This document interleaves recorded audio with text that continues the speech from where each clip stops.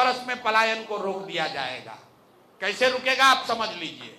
सरकारी नौकरी से ना हुई, खेती से ना हुई, फैक्ट्री से ना हुई। पहले आप समझिए कि पलायन का क्या पहलू क्या है। बिहार से सिर्फ लोगों का पलायन नहीं है, यहाँ से पूंजी का पलायन सबसे बड़ा पलायन है, बुद्धि का पलायन उसके बाद का पलायन है, और उसके बाद है श्रम का पलायन, लोगों का पलायन। पूंजी का पलायन क्या है? अब 2 मिनट धीरज रख के सुनी तब बुझाई, दूसरा आदमी ना बताई। पूंजी जो है, जो आप कमाते हैं, जो खर्चा हो जाता है पैसा, उसके बाद जो बचता है, चाहे घर में रखिए या बैंक में रखिए, वही आपकी पूंजी है।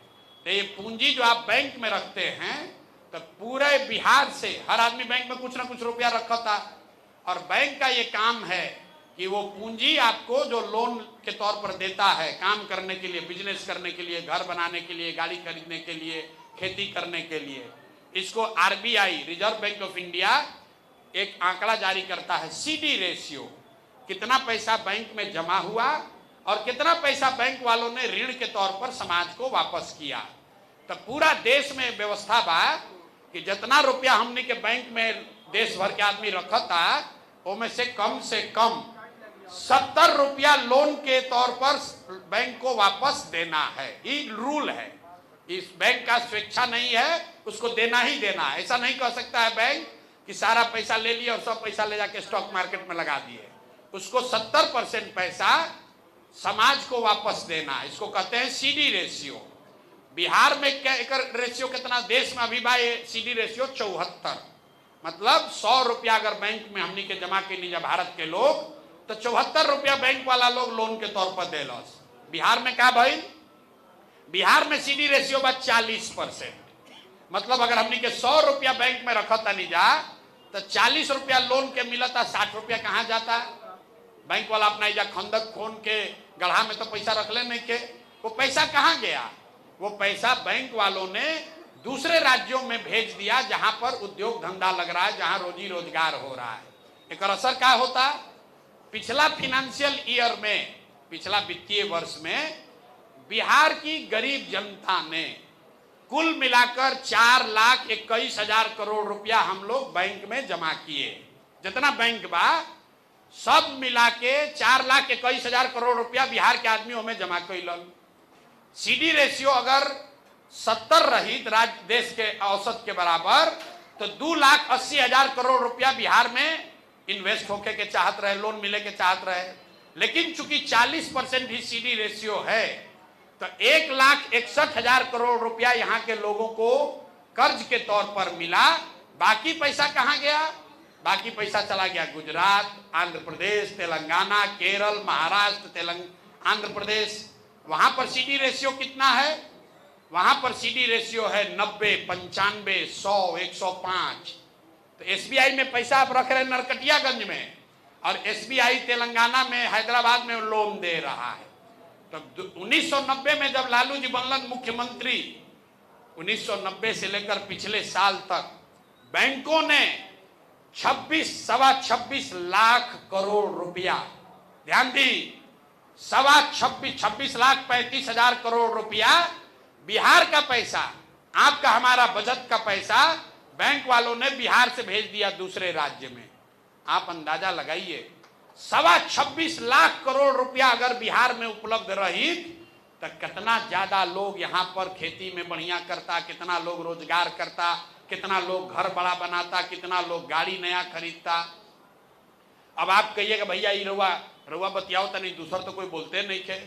अरे भाई, तो जे जाके वित्त मंत्री बारन उनका के बुलाई, ओकरा से पूछी कि भाई ये सीडी रेशियो का होला, तो ओकरा मालूम नहीं कि सीडी रेशियो का होला। अरे भाई, ये ऐसा नहीं है कि ये प्रशांत किशोर खोजे है। देश के स्तर पर ध्यान दीजिए, देश के स्तर पर प्रधानमंत्री के अध्यक्षता में कमेटी होती है जो हर 15 दिन पर इसका रिव्यू करती है कि बैंक में कितना पैसा आया और सीडी रेशियो बना हुआ है कि नहीं।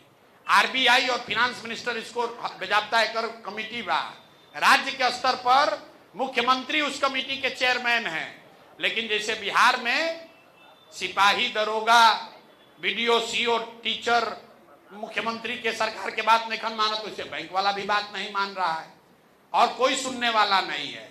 तो जन सुराज ये कह रहा है कि सबसे पहले 6 महीना के अंदर सीडी रेशियो को यहां सुधारा जाएगा, राष्ट्रीय औसत के बराबर किया जाएगा, जिससे हर साल कम से कम अलग से 2 लाख करोड़ रुपया बिहार के लोगों को रोजी रोजगार के लिए उपलब्ध हो जाएगा। घर घर लोगों को पैसा मिलेगा, जिससे रोजी रोजगार हो सकता है। दूसरी बात हम लोग कह रहे हैं कि मनरेगा को सीधे कृषि से जोड़ा जाएगा। बिहार में 55 लाख हेक्टेयर जमीन बा जहां खेती होला या खेती हो सकता है, उसमें सिर्फ 2 लाख हेक्टेयर जमीन ही ऐसा है जहां नकदी फसल की खेती होती है। एक स्वस्थ एग्रीकल्चर सोसाइटी में कम से कम 1/3 जमीन में नकदी फसल का खेती होना चाहिए। मसाला का, फल का, सब्जी का, गन्ने का, जो नकदी फसल है। यहाँ बिहार में 55 लाख हेक्टेयर में सिर्फ 2 लाख हेक्टेयर में ही नकदी फसल की खेती हो रही है। नकदी फसल की खेती नहीं करने के पीछे जो कृषि को समझने गांव देहात के आप लोग हैं, 3 वजह है। एक कि उसमें मजदूर ज्यादा लगता है और मजदूर एजा मिलत नहीं खन। दूसरा, उसमें पूंजी ज्यादा लगती है, तो पूंजी आपको बताए पूंजी आपको लोन मिलता नहीं है। और तीसरा, मार्केट नहीं है। अगर आप उपजाइएगा आलू तो उसको कहीं रखने का, बेचने का, सब्जी का उपाय नहीं है। तो हम लोग ये कह रहे हैं, पूंजी की बात आपको बताई। दूसरी बात हम लोग कह रहे हैं कि मनरेगा को कृषि से जोड़ देंगे और किसानों को ये सुविधा हो जाएगी कि जो आदमी भी नकदी फसल की खेती करना चाहता है उसको मनरेगा का मुफ्त में मजदूर दिया जाएगा। उससे फायदा क्या होई कि जो आदमी अभी धान उगा रहा है वो कल से लहसुन उगाएगा, उसको 4 गो 1 एकड़ पर 2 गो मजदूर जो है वो मनरेगा का मुफ्त में मिलेगा। और 1 रुपया भी सरकार का खर्च नहीं है, क्योंकि ये पैसा दिल्ली सरकार से आता है। पिछले साल मनरेगा में बिहार सरकार के यूटिलाइजेशन बा 40%। मतलब अगर दिल्ली से हमने के 100 रुपया मिल सकत रहे तो हमने के 40 रुपया लेनी जा, 60 रुपया दिल्ली में सरेंडर कर देनी जा। तो दूसरा, अगर कृषि आधारित पलायन को रोकने के लिए हम लोग कह रहे हैं कि यहीं पर मनरेगा को कृषि से जोड़िए, ताकि लैंड प्रोडक्टिविटी, जमीन दरवा जितना बा उतने रही बढ़ ना सके, लेकिन उसी 1 एकड़ से आप नकदी फसल की खेती करके ज्यादा पैसा कमा सकें, लैंड की प्रोडक्टिविटी को बढ़ाया जाए। और तीसरा और अंतिम सुझाव जो हम लोग दे रहे हैं, यहां पर समाज में अगर वह गंभीरता से देखो तो लोन लेने से लोग डरते हैं। लोन लेने से लोग, कर्ज लेने से डरता है। क्यों? मूलधन से ज्यादा ये आदमी ब्याज से डराला। गुजरात और बिहार के आदमी के बैठाई तो गुजरात के आदमी के धंधा बिजनेस करे के बाद, दुकान खोले के बाद तुरंत कर्जा ले ली। बिहार के आदमी कर्जा लिहन बेटी के बियाह खातिर, लड़का के पढ़ावे खातिर, चाहे घर बनावे खातिर। कहब कि भैया एगो कर्जा लेके दुकान खोल लो, कोनो काम कर लो, तो कहीं ना रे भाई इतना ब्याज, चक्रवृद्धि ब्याज हो जाए, मर जाए, वही में बर्बाद हो जाए, कर्जा नहीं के लेवे के। तो सोसाइटी में कर्ज के प्रति एक फीलिंग है कि भैया कर्ज नहीं लेना है। इसको बढ़ाने के लिए जन सुराज कह रहा है कि हर वो व्यक्ति जो रोजी रोजगार करना चाहता है, कर्ज लेकर, लोन लेकर, उसको अब 10% के बजाय 4% पर ओकरा लोन मिली। और 6% ओकर लोन जौन बा ब्याज सरकार के ओर से भरल जाए। उसे क्या होई, नया लड़का जौन बाड़ा सन वो 4% ब्याज पर लोन लेकर अपना काम शुरू करेगा। सरकार को फायदा क्या है कि 6000 करोड़ रुपया अगर हम खर्च करें सरकार से, ध्यान से सुनिए, 6000 करोड़ रुपया अगर बजट से खर्च कीजिएगा तो 1 लाख करोड़ रुपया लोन के तौर पर लोगों को मिल जाएगा। काहे? 1 लाख करोड़ रुपया लोन ले बैंक से तो 10,000 करोड़ हुआ उसका ब्याज। ब्याज में 4000 दिया आपने 4% से और 6% दिया सरकार ने, तो 6000 करोड़ का इस्तेमाल करके समाज में 1 लाख करोड़ का रोजी रोजगार का अवसर पैदा किया जाएगा। और हम लोग जब इसको कंप्यूटर में सिमुलेट करते हैं तो ये तीनों चीज अगर कर दिया जाए, यहाँ पूंजी अगर हर साल 2 लाख एक्स्ट्रा उपलब्ध हो जाए, मनरेगा को कृषि से जोड़ दिया जाए, और जो लोग रोजी रोजगार करना चाहते हैं उसको सस्ते दर पर ऋण मिलने लगे, तो 1 साल में 50 लाख से ज्यादा लोगों के लिए यहाँ 10-12 हजार का रोजी रोजगार हो जाएगा। यही बात हम लोग बता रहे हैं, खाली नहीं कह रहे कि हो जाएगा।